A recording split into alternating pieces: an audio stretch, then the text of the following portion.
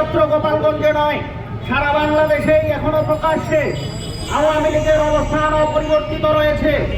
তারা শুধুমাত্র গোপালগঞ্জে আজকে সুযোগ পেয়েছে, আমাদের বিপ্লবীদেরকে অবরুদ্ধ করতে সক্ষম হয়েছে। সেই অবস্থা সারা বাংলাদেশে এখনো চলমান রয়েছে। সুযোগ পেলেই আমাদেরকে আক্রমণ করা হবে।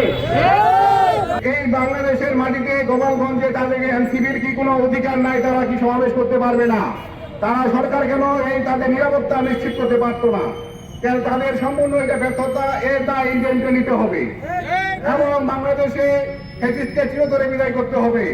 আমরা কোনো নিরাপরাধ কারো উপরে কোনো ধরনের অত্যাচার করতে চাই না, কিন্তু যারা অপরাধী, যারা বাংলার জমিনে ভারতীয় আধিপত্যবাদ কায়েম করতে চায়, এই বাংলাকে দিল্লির প্রধানত করতে চায়, আমরা তার বিরুদ্ধে সবসময় সোচ্চার। আওয়ামী লীগ বাংলাদেশে যে পরিমাণ নৈরাজ্য ফ্যাসিবাদ কায়েম করেছে, 2000 নিরীহ মানুষকে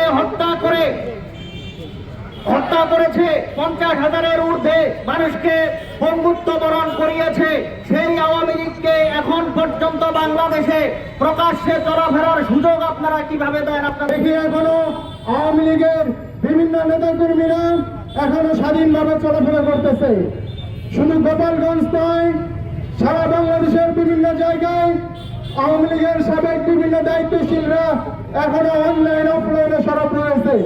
তারা ধারাবাহিকতায় বিভিন্ন নেতাকর্মী, বিভিন্ন আওয়ামী লীগের কর্মীদেরকে আমরা দেখি তিনারা অনলাইন এবং অফলাইনে এখনো জুলাই যোদ্ধাদেরকে বিভিন্ন প্রকার হুমকি দিচ্ছে।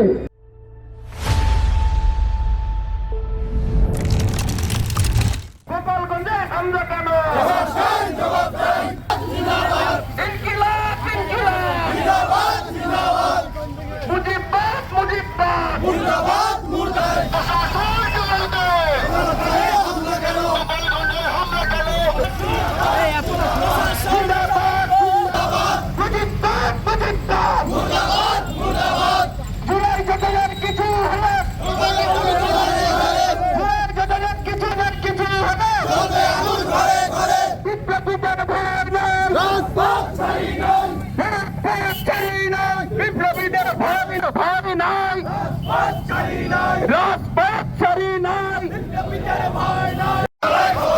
সারা বাংলায় খবর দে, মুজিববাদের খবর দে,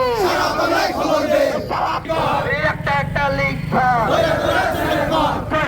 জেলে অ্যাকশন টু অ্যাকশন, স্বৈরাচারীর বিরুদ্ধে, ফ্যাসিবাদের বিরুদ্ধে, খুনি লীগের বিরুদ্ধে।